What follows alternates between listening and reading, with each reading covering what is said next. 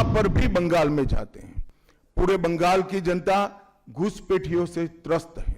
ममता जी, मैं आज आपको इस सार्वजनिक प्रेस वार्ता में पूछना चाहता हूं कि कौन सी सरकार है बांग्लादेश की पूरी सीमा पर जो वाड़बंदी करने के लिए, बॉर्डर पर फेंसिंग करने के लिए जमीन नहीं देती है। आपकी निगहबानी में घुसपैठ कराई जाती है और बंगाल को धीरे धीरे डेमोग्राफी चेंज कर आप आपकी वोट बैंक को पुख्ता करनी चाहते हैं। जहां पर भी बंगाल में जाते हैं पूरे बंगाल की जनता घुसपैठियों से त्रस्त है। क्या कोई राज्य सरकार ऐसी हो सकती है जो घुसपैठियों की पनाहगाह अपने राज्य को बना दे?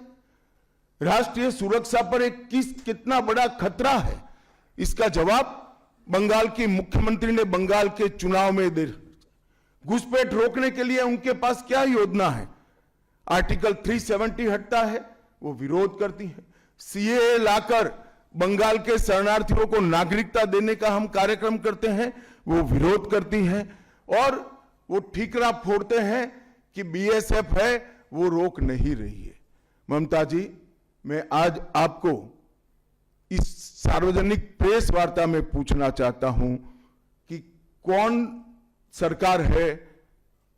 सी सरकार है बांग्लादेश की पूरी सीमा पर जो वाड़बंदी करने के लिए, बॉर्डर पर फेंसिंग करने के लिए जमीन नहीं देती है? अगर आप जवाब न दे पाए तो मैं ही देता हूं। आपकी ही सरकार है जो जमीन नहीं देती है, जिसके कारण फेंसिंग का काम समाप्त नहीं होता है। फिर भी भौगोलिक रूप से कठिन सीमा पर से कोई घुस कर आता है तो कहां जाता है? सबसे पहले बंगाल के गांव में जाता है। आपका पटवारी क्या कर रहा है? आपका थाना क्या कर रहा है? क्यों इसको अरेस्ट नहीं किया जाता? क्यों उस पर केस दर्ज नहीं होता? क्यों इसको वापस भेजा नहीं जाता? जवाब है क्या आपके पास? क्या बंगाल की मुख्यमंत्री जवाब दे सकती है कि असम में घुसपैठ क्यों बंद हो गई? त्रिपुरा में घुसपैठ क्यों बंद हो गई? गुजरात और राजस्थान की बॉर्डर पर घुसपैठ क्यों नहीं होती है? पंजाब की बॉर्डर पर घुसपैठ क्यों नहीं होती है? कश्मीर की बॉर्डर पर घुसपैठ क्यों नहीं होती है? सिर्फ बंगाल में क्यों होती है?